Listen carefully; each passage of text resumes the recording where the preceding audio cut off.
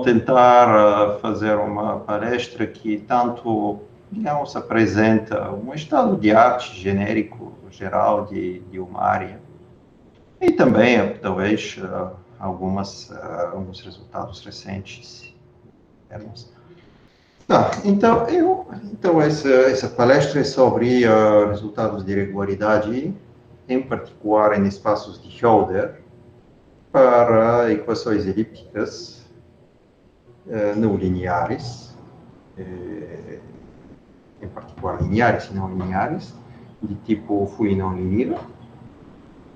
Então eu vou começar aqui lembrando um resultado muito clássico, que concerne a regularidade para o problema de Dirichlet para a equação de Poisson. Então, esse problema de Dirichlet, para essa equação bem clássica, se dado, digamos, um domínio limitado suave de Ln, dadas duas funções f neste domínio e g na fronteira desse domínio, a gente considera este problema em que delta é o laplaciano. Bem, então, a teoria da regularidade para equações elípticas, essencialmente diz o seguinte: se você supor que os dados do problema têm certa regularidade, então as soluções da equação também têm que ter tem maior regularidade. E uma coisa que caracteriza a equação de Poisson é que mais você supõe sobre os dados do seu problema, mais você ganha sobre a função U. Então, esses resultados clássicos aqui. Se, por exemplo, a gente sabe que vamos falar tanto de resultados de tipo local, no interior do domínio em que a equação é dada, quanto global, isso significa até a fronteira do domínio. Então, bom, esses são resultados bem clássicos. Se a gente sabe que a função f é, digamos, contínua, isso é uma coisa interessante já para equações de derivadas parciais, a gente não pode deduzir que qualquer solução desse problema, digamos, fraca, esteja C2. No máximo, o que a gente pode dizer é que as soluções são C1 alfa para todo alfa menor do que 1, em que C1 alfa é o espaço de Hölder, e então as derivadas de U são Hölder com a constante alfa, para qualquer compacto dentro de um meio.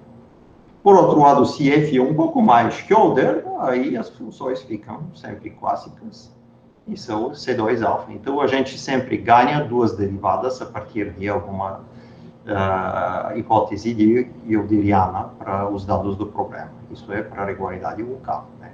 Se F é CK, o é CK mais 2 alfa, e, respectivamente, F sendo infinito, o é infinito.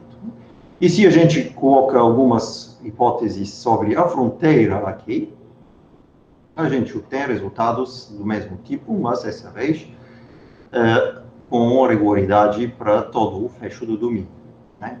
E geralmente os resultados dizem que, desde que o dado de fronteira é em algum espaço, a solução é no mesmo espaço em todo o meio, desde que, claro, a f também seja no espaço correspondente. Então, isso é para a equação de Poisson. E isso pode ser demonstrado, por exemplo, escrevendo a fórmula para as soluções de uma tal equação e vendo que, de fato, essa fórmula define funções que pertencem a estes espaços. Bem, a gente uma grande área de pesquisa, e o que acontece se a gente substituir o laplaciano por operadores mais gerais. E aqui vamos falar de operadores de tipo não divergência, o que de fato observam que o laplaciano é a trace da segunda derivada da hessiana. Então, se a gente substituir a hessiana por algo mais geral aqui, por exemplo, a gente pode pensar, pegar, ao invés da hessiana, uma matriz dada multiplicando a hessiana e pegar a trace. Isso é exatamente a soma de uma forma geral de um operador de segunda ordem, AJ, DJU. Eventualmente, a gente pode até pensar que temos termos de primeira ordem, com o gradiente de U e o próprio U. E elipticidade nesta situação uniforme em particular significaria que A é uma matriz que é sempre entre um lambdazinho vezes identidade e um lambda vezes identidade para lambda e lambda positivos. Isto é, todos os autovalores da matriz simétrica A são entre os números positivos lambdazinho e lambda z. Tá? Isso é o operador linear.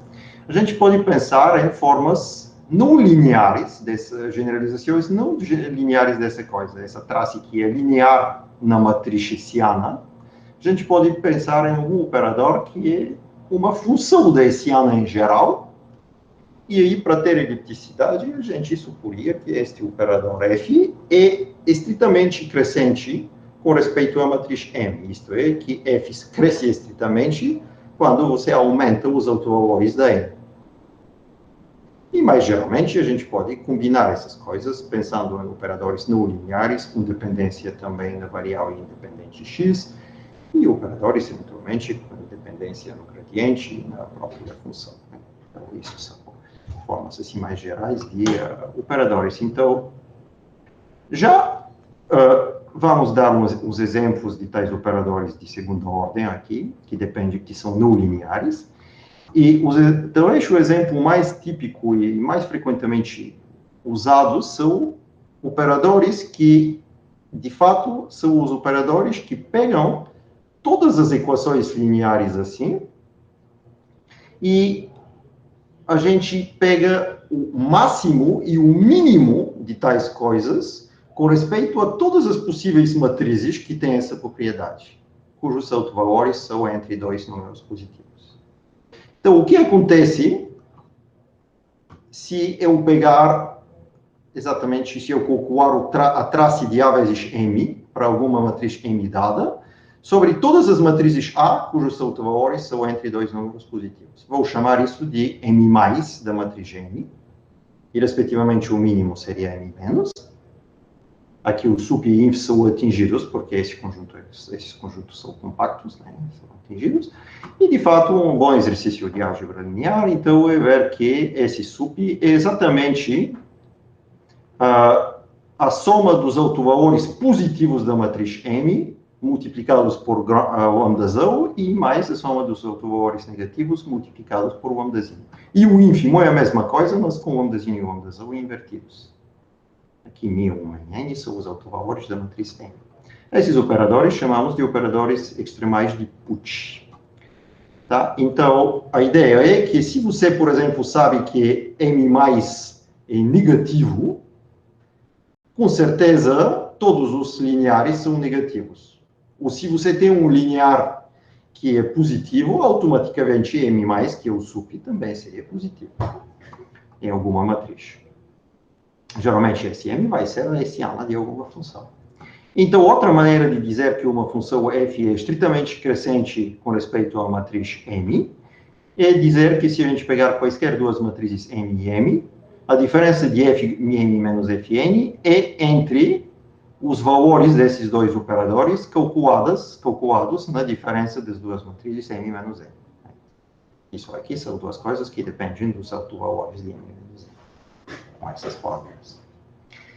Bem, agora já estamos chegando aos resultados fundamentais de regularidade para equações de segunda ordem, não lineares, e começando pela desigualdade de Harnack.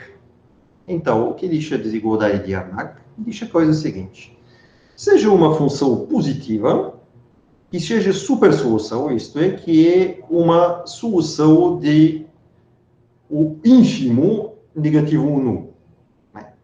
Isso significa que se a gente tiver algum linear negativo, automaticamente essa coisa é verdadeira, porque M- é o mínimo de todos. Então, se um deles é negativo, o Pucci menos vai ser negativo também. Então, se a gente tem uma tal função, isso é o que chamamos de supersolução positiva, então, para qualquer compacto dentro do domínio em que isso acontece, a gente sabe que existe algum número epsilon, pode ser muito pequeno, mas é positivo, e alguma constante, que depende da elipticidade, talvez, de K e de ômega, essa constante, e tal, que o mínimo de U sobre o compacto é limitado por baixo pela integral de U. Vejam, se essa coisa aqui fosse o laplaciano, né, quando o lambda é igual ao lambdazinho, isso aqui é exatamente o laplaciano, né, a soma dos autovalores. Então, se a gente tivesse o laplaciano, Isso seria uma consequência da fórmula da média, né? Então, simplesmente até seria verdadeiro que epsilon é igual a 1 pela fórmula da média para funções superharmônicas. Então, isso é uma generalização. A gente não tem necessariamente a fórmula da média, mas temos uma quasi-média em que temos alguma integral, talvez com uma constante muito pequena, mas positiva, que depende só da dimensão e da elipticidade. E a gente tem essa desigualdade. Tá? Esta é a desigualdade de Harnack-Frack. A gente também sabe que se a gente tem outra desigualdade, o maximal é positivo, então é esta integral que a gente consegue limitar por baixo para um máximo de 1. E logo, se a gente tem essas duas desigualdades juntas, então a gente tem a desigualdade de Harnack, como a gente já conhece desde o curso de EDP geral. Então, isso significa que Harnack é válido desde que uma função U satisfaz as duas desigualdades aqui. Observam, se U é solução de uma equação linear, automaticamente isso é verdade, porque qualquer operador linear se encontra entre o ínfimo e o máximo. Então, se L de U é igual a zero, automaticamente N menos que é menor é negativo, N mais que é maior é positivo. Então, isso é verdade. Mas a gente não precisa ter uma solução de algum L de U igual a zero linear. Basta ter uma supersolução e uma subsolução no mesmo tempo, mas podem ser dois operadores diferentes. Perfeitamente possível que algum L1 de U seja negativo e algum L2 de U seja positivo, e a desigualdade de Harnack continua válida. Essa observação é importante. Bom, uma outra maneira, uma consequência dessa desigualdade aqui, de desigualdade fraca, é a gente pode expressar uma consequência assim. Suponhamos que a gente tem uma supersolução positiva, negativa ou nula, né? E a gente sabe que ela é positiva, limitada por baixo em algum subdomínio, subconjuntinho deste K. Tá? Então, bom, a gente diz que essa integral vai ser maior do que a integral sobre o megazinho, e por essa desigualdade, automaticamente, vai ser em todo o K, limitada por C vezes, uma constante que depende da medida desse omegazinho, vezes esse delta aqui. Então, de fato, se a gente sabe que U é positiva em um lugar só, um lugar no sentido, um subconjunto de medida positiva, U é positiva por todo o lado, mas uniformemente. Isto é, só tem uma constante que só depende da medida dessa coisa aqui, tal que U é maior do que C vezes essa constante, vezes o delta dado aqui. Isto é o que se chama na teoria de lema de crescimento, growth lemma. Isso é uma consequência óbvia dessa desigualdade, né? De fato, até é verdade que isso é equivalente à existência de um tal epsilon. E isso é uma quantificação do princípio do máximo forte, né? Que é o princípio do máximo forte, diz que se U é positiva em algum lugar, então ela tem que ser positiva por todo lado. Isso aqui quantifica esse fato. Diz que se U é tão positiva em um lugar que tenha tal tamanho, então U é por todo lado positiva com uma cota inferior. Positiva. Então, isto é uma maneira de expressar a desigualdade de Harnack-Frack. Agora, gostaria de mostrar para vocês como essa desigualdade, que não é um resultado simples em geral, implica a regularidade Hilderiana, isto é, uma cota da norma C-alfa de uma função que satisfaz essas duas desigualdades. E logo, em particular, soluções de equações lineares, que são sempre assim. Então, suponhamos que uma U satisfaz essas duas desigualdades aqui. Como já disse, se L de U para algum linear é igual a zero, isso é automaticamente verdade. Mas o contrário não precisa ser verdade. Então, digamos que a gente tem uma solução desta coisa aqui. Tá? E a gente vai ter uma bola com raio 1. E eu vou chamar de ômega de R a oscilação de U na bola com raio R. Então, sup de U em BR menos mínimo de U em BR, para qualquer R entre 0 e 1. E vou olhar para as seguintes funções. U menos o seu mínimo e o máximo de U menos a U. Então, tanto o 1 quanto o 2 são, obviamente, funções positivas, ou nuas, e satisfazem essa coisa aqui, né? Que o 1 a satisfaz, porque o 1 a satisfaz, isso é constante, né? Você muda isso para constante, a equação não muda. E essa segunda desigualdade é equivalente a dizer que o 2 satisfaz a primeira, né? Multiplicando com esse mesmo. Então, a desigualdade de Harnack-Fraca é válida para o 1 e para o 2. E a soma de 1 e o 2 é exatamente a oscilação, né, em B1. Então, pelo menos, isso é uma constante positiva, essa oscilação. Então, pelo menos uma da 1 e o 2, né, tem que ser a metade, pelo menos a metade desta constante, em pelo menos a metade da boa, digamos, com raio meia, né? Em qualquer subconjunto, de fato. Isso é verdade. Você pega em qualquer domínio, uma dessas duas coisas cuja soma é essa coisa positiva, tem que ser pelo menos a metade dessa coisa, pelo menos na metade de qualquer domínio.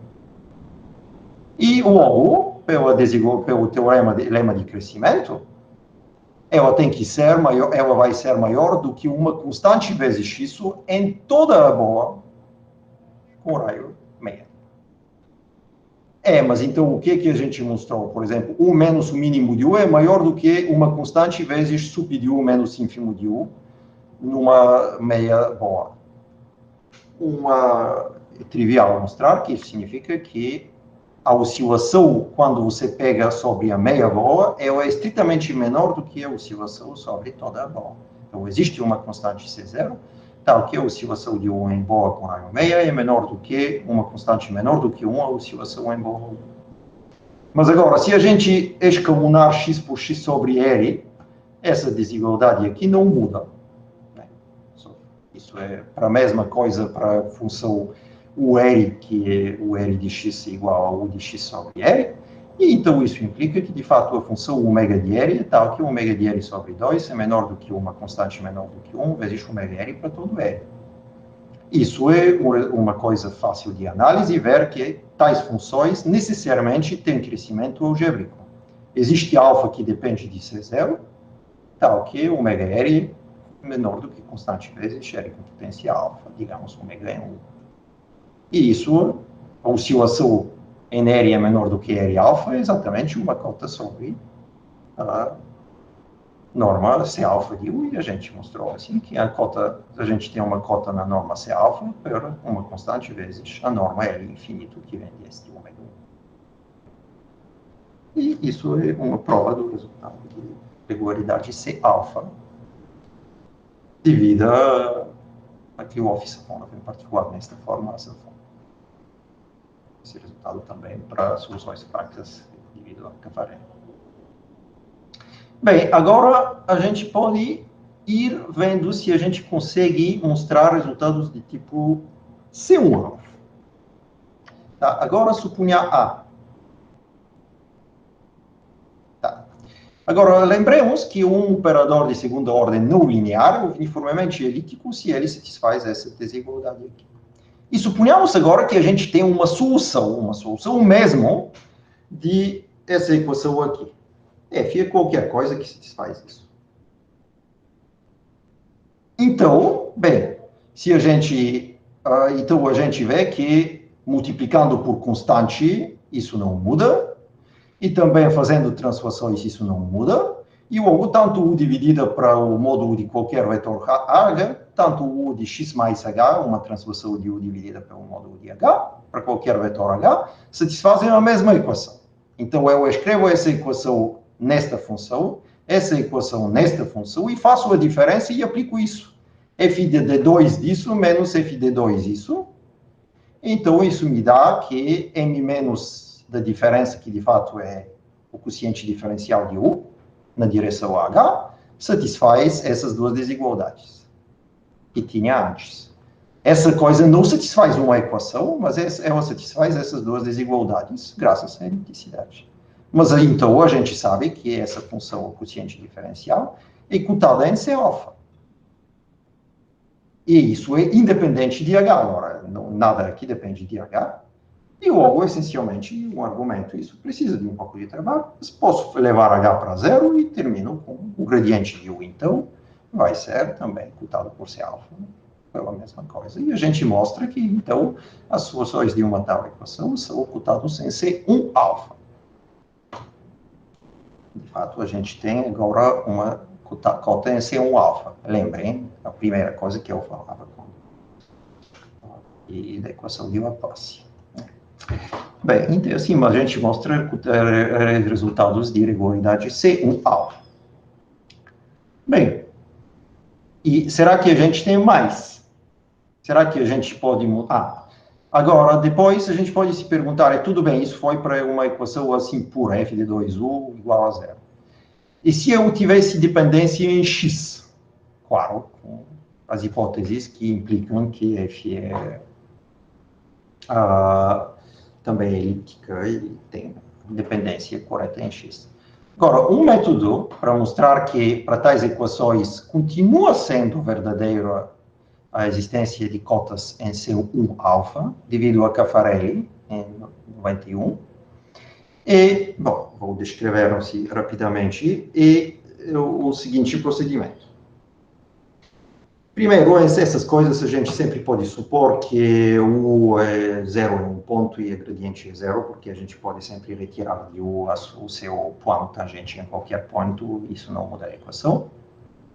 Bem, então, a gente pode mostrar as seguintes duas coisas. Se f é muito perto de um operador com coeficientes constantes, digamos x perto de zero aqui, então toda solução da equação dependente em x é muito perto de uma uma solução desta equação aqui. Então, isso a gente se refere geralmente com uma propriedade de tangencialidade. Então, as soluções da equação mais gerais são perto, tão perto quanto a gente quiser, da equações de uma equação que já estudamos.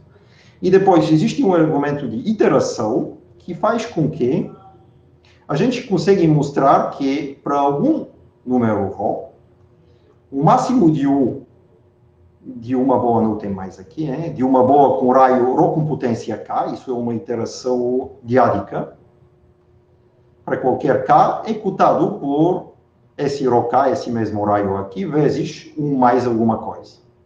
Para qualquer coisa menor do que o alfa que veio daqui. Este alfa.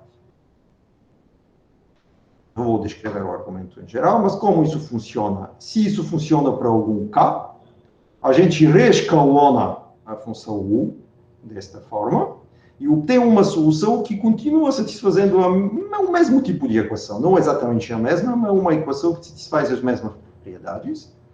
Então, reaplicando esta equação, esta função aqui, esse resultado de tangencialidade com uma boa escala de epsilon delta, a gente consegue passar para cá mais um e por um argumento por uma recorrência a gente consegue mostrar isso. E isso essencialmente diz que o U é C1 beta, no centro da bola que estamos pegando aqui. Isso é assim, muito breve introdução, a maneira de que a gente, esse argumento de perturbação de Caffarelli. Então, dessa forma, a gente consegue mostrar que se a gente tem alguma cota C1 alfa para uma tal equação, a gente tem uma cota C1 beta para qualquer beta menor do que alfa, para equações mais gerais, com dependência também em x. E a gente pode colocar dependência também em du e em u, isso é técnica. Então, a gente tem sempre cotas para tais equações em C1 alfa, C1 beta. Agora, a gente poderia se perguntar, será que a gente tem cota C2 alfa, né? A gente também tinha isso para o caso da equação do Poisson. Bem, esta questão é difícil. Primeiro, o teorema clássico de Evans e Krylov, de alguns anos atrás, mostra que se f é convexa ou côncava em sua dependência da matriz M, então, se soluções desta equação e de equações mais gerais que dependem de x também, se a dependência em x fosse legal, são sim cotados em C2 alfa. Então, existem cotas em C2 mais alguma coisa. E durante muito tempo era aberta a pergunta, será que esta coisa é válida sem a hipótese de convexidade? há muitos resultados que generalizam essa hipótese aqui para coisas mais gerais. Mas, em geral, estava aberto durante muito tempo e, de fato, foi estabelecido há pouco tempo, relativamente, que isso foi surpreendente, né? Que não é verdade, que existem operadores não convexos para os quais soluções dessa equação correspondente têm cotas no máximo em C1 beta, e até esse beta pode ser tão pequeno quanto a gente quiser. O resultado precedente, a gente sempre sabe que vai ter um beta, mas para qualquer beta positivo, a gente consegue operadores para os quais essas equações têm soluções ilimitadas em C1 beta. Então, de fato, a gente vê que os estudos desses operadores completamente não lineares faz aparecer resultados muito surpreendentes. Então, em geral, a cota máxima é C1 beta para um beta positivo. E uma coisa que vale a pena observar é que todos esses alfas que vinham aqui são coisas que são a priori muito pequenas e difíceis a quantificar. Existe alfa positivo, mas o que exatamente ele é muito difícil de dizer. E, de uma certa forma, o valor do alfa é ligado ao valor de epsilon dessa desigualdade de Harnack aqui. E isso é uma questão em aberto, continua sendo. Pessoas tentam responder a essa pergunta, mas não conseguem. Qual é o ótimo epsilon aqui? Questão aberto, fundamental e difícil para responder. Enfim, agora vamos ver alguns resultados globais. Assim, o que acontece quando a gente se aproxima à fronteira do nosso domínio? Bem, digamos agora que a gente tem a mesma desigualdade que antes em algum domínio, então é possível mostrar o seguinte resultado, ele é bem recente, nesta generalidade, né? As formas mais fracas existem antes, e que de fato a mesma desigualdade de Harnack é válida se U for substituída por U dividida pela distância até a fronteira. Exatamente a mesma coisa. Ou então a gente quantifica o lema de Hopf. Se U é maior do que uma constante em algum lugar, U é uniformemente maior do que constante vezes a distância em todo o domínio. Isso é exatamente o lema de Hopf. Uma quantificação do lema de Hopf. U é uniformemente maior do que a distância até a fronteira, vezes uma constante justamente uniforme. E agora, quando a gente olha para esse U sobre D, a gente vê que isso de fato é o gradiente de U quando D é zero. O gradiente de U na fronteira. Então, isso faz pensar, de fato, os resultados mais fracos do que esses são suficientes para mostrar o que eu vou dizer, mas isso faz pensar que a gente na fronteira pode pensar que vai ter alguma coisa sobre o gradiente da função. Então, a gente ganharia, em vez de ter só U, a gente tem o gradiente de U na fronteira. Isso é o que a gente obtém quando pegar D igual a zero aqui. E isso sim é verdade. O resultado de Kirchhoff, no caso de soluções clássicas, o resultado que mostramos com o Silvestri há alguns anos, no caso de soluções fracas, mostra que sim, em vez de a gente poder mostrar somente que as soluções são C-alfa, como acontece no interior de ômega, a gente consegue mostrar que elas são C1-alfa exatamente na fronteira. Isso significa que se a gente pegar um ponto na fronteira e olhar para o plano tangente de U, a diferença entre U e o plano tangente de U para qualquer x em ômega é cotada por x menos x0, 1 mais alfa. Né? Então, isso já é uma cota do tipo C1 alfa. Na fronteira tem uma derivada a mais que é cotada. E também, se a gente tem uma mesma coisa quando a gente tem uma solução, a priori, a gente sabe que as soluções no interior não podem ser, em geral, mais do que C1 alfa, até para alfa pequeno, mas elas são C2 alfa na fronteira. Então, se a gente tirar a segunda fórmula de Taylor de ordem 2 de U em qualquer ponto x0 na fronteira, a diferença de U e essa esse desenvolvimento de teor de ordem 2 é de ordem x menos x0, a distância de x a x0, 2 mais a. E, claro, os resultados interiores e de fronteira podem ser juntados em resultados globais.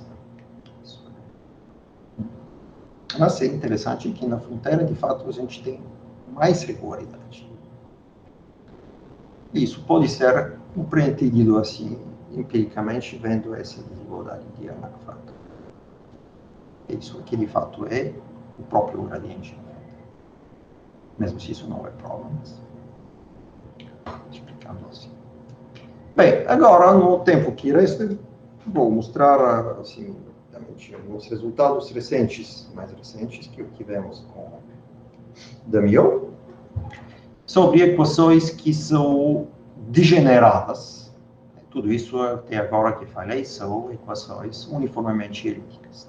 Tudo isso é uniformemente elíptico.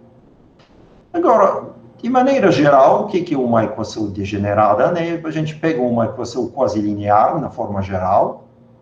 Se a gente pensa em operadores de forma divergência, teríamos algo assim, na forma não divergência, algo assim, em que A é uma matriz que diz como é a difusão, que pode depender em X, que pode depender também de U e de U, nos casos em que a difusão depende pela própria quantidade U pelo puxo da U, que a gente está modelando.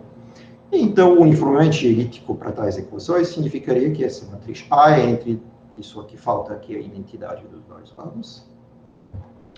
E casos em que a difusão morre quando não tem puxo são também interessantes e existem modelos. Então, justamente, essa A é estritamente positiva somente quando o vetor aqui é diferente de zero, o gradiente. Bom, o caso mais simples de tais equações é quando simplesmente a gente pega V, o vetor V, isso é A de du, como du como o módulo, o comprimento do gradiente com alguma potência, vezes identidade aqui. E, nesse caso, a equação na forma de divergência se transforma na equação chamada de P-Poisson. Isso aqui a gente tem um P-Poisson. E, no caso de não divergência, a gente tem esta equação aqui, que é, de fato, a equação do Poisson, mas o Laplaciano é multiplicado por alguma potência do gradiente. Então, a gente mata a difusão quando o gradiente é nulo. A própria difusão depende de fato, a equação deixa de ser elíptica, uniformemente elíptica, nos pontos em qualquer solução, onde ela tem, nos pontos críticos de qualquer solução. Quando isso fica. Mas, geralmente, a gente pode pensar o problema de Dirichlet para tais operadores, em que a gente multiplica um operador de segunda ordem pelo gradiente. Isso é só generalização. A gente, considerando os soluções que são fracas no sentido de viscosidade, eu não disse isso antes, não queria entrar em definições de viscosidade, mas aqui sempre estava falando de soluções fracas no sentido de viscosidade de Crandall e Chilios. E o que a gente consegue estudar é a regularidade óptima, maximal, que a gente pode ter para soluções de um problema de Dirichlet assim. Claro, aí que a coisa vai depender deste gama aqui, né, que mede a degeneração, a velocidade em que o problema degenera quando a gente se aproxima aos pontos críticos de qualquer solução. Tá? E isso trata de problemas na fronteira e globalmente. Ok, esse problema tem uma história bastante ampla, agora, assim, desde há uns 15, 20 anos. Esse problema tem sido muito estudado por Birindelli e Bimangel primeiro, que desenvolve uma teoria básica de princípio de máximo, comparação, teoremas de Liouville, resultados de C-alfa, regularidade, primeiro autovalor, também princípios de máximos generalizados são devidos a W, Fermat e Clauss, Invert. com a equação de Harnack também inversa silvestre. Então, o resultado tipo C1 alfa, o resultado importante, primeiro desse tipo de inversa silvestre, foi que as soluções de um tal problema são necessariamente C1 alfa para algum alfa pequeno. Isso foi estendido até a fronteira, também alfa pequeno, por Benedetto e Mengele, e Damião Cartier-Teixeira mostraram que, no caso da regularidade local interior, a gente consegue determinar quase exatamente qual é o alfa ótimo. E o que a gente faz? A gente acha o alfa ótimo, mas agora para a regularidade até a fronteira e para a regularidade global. Então, só para o que de fato a gente está perguntando, o que é uma regularidade global? Eu já falei disso, né? Então, isso é cota da norma C1 alfa até a fronteira de uma solução em termos dos dados do problema, em termos de F gama, Fzinho, Gzinho, omega, e eventualmente o máximo do. Desde que isso é válido até para algum alfa pequeno, a gente sabe que qualquer conjunto de soluções limitadas é pré-compacto por a Artseliascula, em C1, e tais resultados são fundamentais, de fato, na teoria de existência de soluções para uma tal equação. Isso é o que é uma estimativa de fronteira? Eu já disse, a maneira de que o descola do seu plano tangencial, quando a gente pega um ponto na fronteira, x0 na fronteira, e esta coisa aqui global é o equivalente a essa coisa quando x e x0 percorrem todo o domínio. De fato, a cota C1 alfa é sempre a mesma coisa que dizer que o descola de qualquer plano tangente com uma velocidade controlada pela distância entre dois pontos de potência 1 mais alfa. Então, exatamente, uma tal cota mede como rapidamente o pode descolar de seu plano tangente em algum ponto, em torno desse ponto. E, claro, melhor alfa aqui, melhor o controle que a gente tem sobre a função. E, claro, para que isso sirva, seria bom que a gente conheça algum alfa explícito, né? Não só a existência de um alfa pequeno de que a gente não sabe o que é. Okay? Então, esta é exatamente a pergunta que a gente faz aqui. Dado o problema de Dirichlet, com, digamos, uma função f aqui contínua, e com um dado de fronteira já em algum espaço de Schroeder, a gente precisa supor isso. Dado um alfa' tal que na própria fronteira, a restrição sobre a fronteira da solução é ser um alfa', qual é o melhor alfa tal que o EC1 alfa primeiro na fronteira? Isso significa, né, se a gente sabe que esta desigualdade é válida para alfa igual a alfa', quando x e x0 são todos os dois na fronteira, qual é o melhor alfa que você pode obter aqui quando x0 fica na fronteira, mas x percorre o domínio 1 no interior também? Dado a alfa', o que é o melhor alfa? Dado a alfa' aqui, o que é o melhor alfa aqui? E outra maneira mais geométrica de ver esse tipo de pergunta é, se a gente tem uma superfície, aqui seria a fronteira do domínio, mas em geral, tendo uma superfície tal que de um lado dela a gente tem a nossa equação elíptica, ou degenerada elíptica, se a gente souber o comportamento tangencial sobre essa superfície, isto é, essa coisa aqui, né, o dado de Dirichlet, qual é o comportamento de transversal, digamos, normal? Quando a gente descola desta hipersuperfície e vai para dentro do lugar em que a equação é válida. Então, uma observação que a gente pode imediatamente fazer aqui é, né, que tem duas coisas que são, primeiro é absolutamente óbvia, que alfa, isso é errado, exatamente o contrário. O alfa tem que ser melhor do que a alfa', né, porque Simplesmente essa desigualdade, essa coisa é inclusa nessa coisa, né? O alfa é pelo menos, no máximo, alfa linha, porque o alfa linha é o que a gente tem quando x0 ficam todos os dois na fronteira, e o alfa é o que a gente tem quando um tem o direito de ir para o interior também. Então, o alfa tem que ser melhor do que a alfa linha. Outra observação é que não tem como alfa, no alfa linha aqui, isso é errado, isso é alfa. Alfa tem que ser menor do que o número 1 mais 1 sobre gama. Por quê? Porque esta função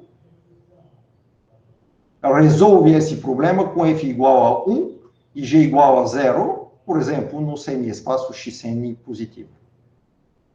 Muito fácil de ver. Então, até no caso em que f e g são funções suaves, 1 e 0, e gama é flat, gama é hiperplano, a gente tem soluções muito simples, de uma dimensão só, de uma derivada, de uma variável só, que são exatamente C1, 1 mais gama. Não tem como ter maior do que isso. E o que a gente consegue mostrar com, usando os resultados que eu mostrei antes de C1 alfa e C2 alfa na fronteira, e uma generalização um pouco complexa do método de Caffarelli de perturbações, e que, de fato, essas coisas que são cotas superiores naturais, alfa menor do que alfa linha e alfa menor do que 1 sobre 1 mais gama, essas duas coisas óbvias são, de fato, a realidade. O maior alfa, o melhor alfa é exatamente o menor dos números alfa linha e 1 sobre 1 mais gama. Eu vou só mostrar isso aqui no caso, digamos, de precisamente o melhor alfa, que está na boa ordem o alfa e alfa linha. O melhor alfa é a coisa que a gente pode... A gente vê que não tem como ser maior, né? Porque tem contra-exemplos elementares para alfa maior do que 1 sobre 1 mais gama, e alfa menor do que alfa linha é automático pela própria definição do problema. Mas então acontece que isso é, de fato, sim. Todas as soluções são pelo menos tão regulares quanto esse alfa. Então a gente mostra que essa maneira de o descolar de qualquer plano tangencial acontece pelo menos com esta rapidez, né? Que é uma coisa totalmente exata e totalmente explícita. A gente tem exatamente o que a gente precisa. E isso é para ser comparado com resultados anteriores no caso de regularidade interior. Aqui escrevi a mesma equação, mas numa boa, e escrevi a cota do tipo C1 alfa, mas no centro da bola, né? Aqui 0 está no centro do domínio, e eu escrevo isso. E a pergunta qual é o melhor alfa foi quase exatamente respondida para o João Ricardo Teixeira. Alfa é o menor de um número 1 sobre 1 mais gama, essa coisa que a gente não tem como ir além. E também para qualquer número estritamente menor do que a melhor cota, isso é uma coisa desconhecida, para soluções da equação uniformemente elíptica, a equação em que não tem esse gama, a equação com gama igual a 0. Bem, como eu já observei antes, a gente não conhece uma cota explícita para esse, a gente não conhece em geral esse alfa, mesmo se esse f é convexo ou côncavo, então esse alfa em geral pode ser tão pequeno, a gente não sabe exatamente o que é. Enquanto no caso do resultado da fronteira, a gente tem uma cota explícita e exata que é dada somente em termos do cota que é devido à natureza do problema, o fato de que ele é degenerado, e a própria regularidade na fronteira. E até é interessante o que acontece quando gama é 0. Esse mesmo resultado, no caso uniformemente elíptico. Se gama é 0, então o alfa é simplesmente alfa linha. Então, o comportamento transversal de U na fronteira nunca é pior do que o comportamento tangencial, né? No sentido do comportamento, quero dizer, a maneira de que ele descola de qualquer plano tangente. Se a gente sabe que, e em outras palavras, a gente não pode ter uma direção na qual o descola menos rápido do que nos n-1 outras direções. Tem esse flavor geométrico. Tá, então, isso é, acho, um bom momento para agradecer a todos por terem escutado.